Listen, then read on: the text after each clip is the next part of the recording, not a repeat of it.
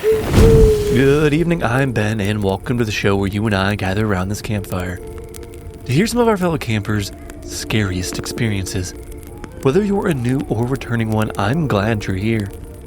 Tonight you'll hear a story submitted by a camper named Eli, who experienced a ghost at his friend's house when he set up for a surprise party.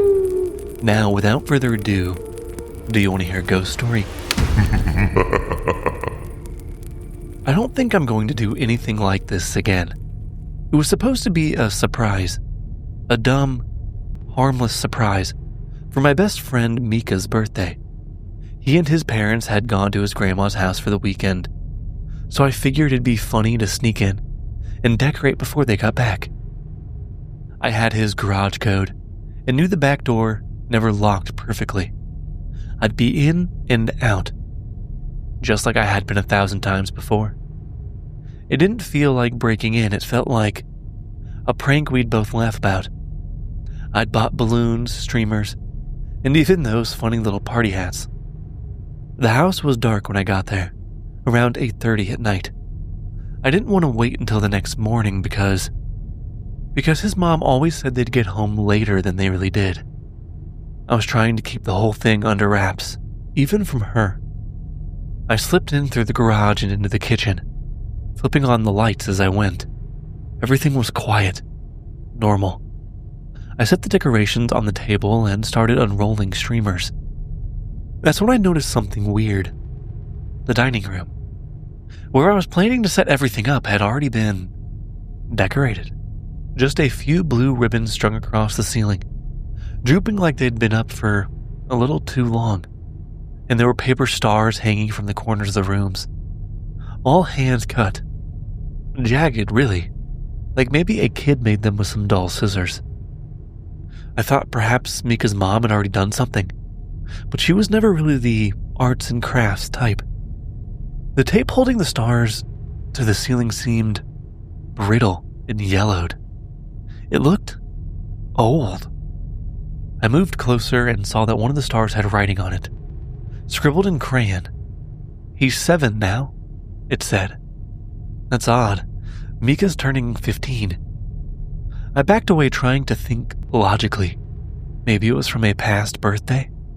Maybe his mom just never took down these old decorations and they got pushed behind the curtains?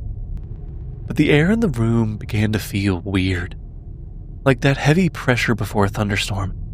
I suddenly felt like I shouldn't be there, like there was somebody there watching me. I shook it off. Just nerves, I told myself, remembering that if I was going to be paranoid, trying to remind myself that I couldn't be paranoid every time I pulled a prank. So I decided to leave them and decorate the living room. Marching back to the kitchen to grab the balloons is when I heard the laughter. Just a small, breathy laugh. It came from upstairs. At first I thought maybe one of Mika's neighbors were outside. But the house was silent. The outside was silent. There weren't even any cars passing by, and nobody else talking outside. I stood there, frozen, just waiting. I stared in the direction of the staircase for what felt like an hour, finally telling myself it was my imagination, and that I had work to do. I turned back around to grab the party hats, but they were gone. I mean, everything on the table was gone. And not just empty, cleaned, scrubbed, like there weren't even any crumbs where the cake box had just been sitting. I looked around. There was nothing on the counters, nothing on the floor. I opened the pantry, I opened cabinets, nothing. I thought I was losing my mind when I saw one of the party hats spinning at the end of the hallway, like it had just been dropped and was still settling.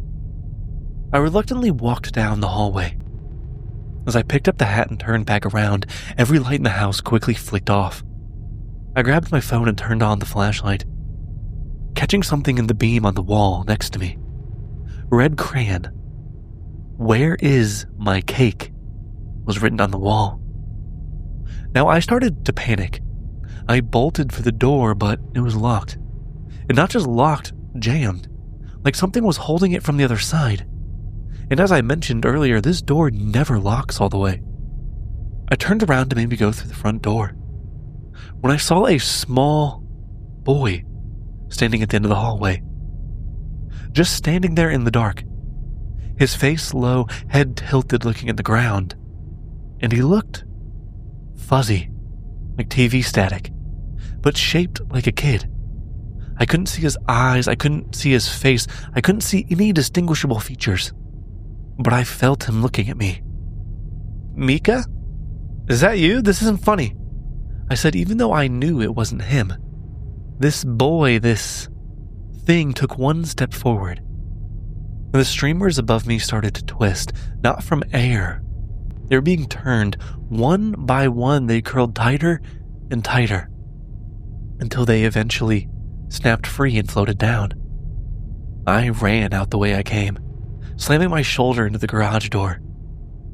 I didn't even bother grabbing my stuff. I didn't even know where it was. I just bolted down the driveway and didn't stop until I hit the sidewalk. Finally feeling a little bit of relief, I stood there gasping, quickly looking back at the house. Every light was back on. The dining room was lit like nothing had happened.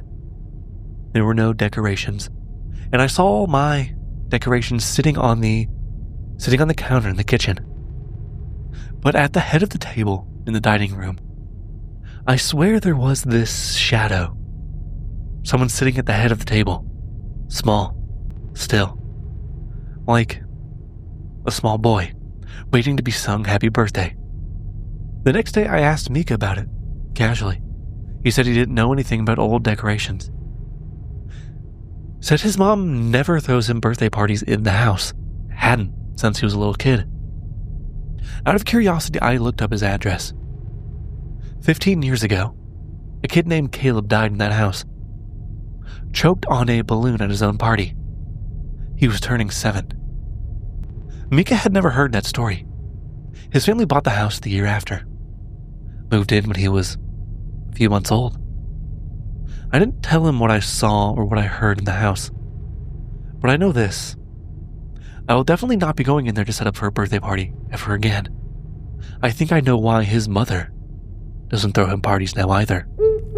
Thank you, Eli, for allowing me to share your story. This story is not funny, but part of me just has to laugh. You broke into your friend's house and were effectively tormented by a ghost. That's almost more effective than a dog these days. With that, I have no show announcements. But if you'd like a shout out at the end of an episode, head over to patreon.com/doyouwanttohearaghost-story. As always, I'm just glad to have you all as campers on this journey. Please keep sharing the show with anyone you think might like these stories, or someone you're just trying to scare. If you're enjoying the show, please leave a review. I would love to hear from you. Until next time.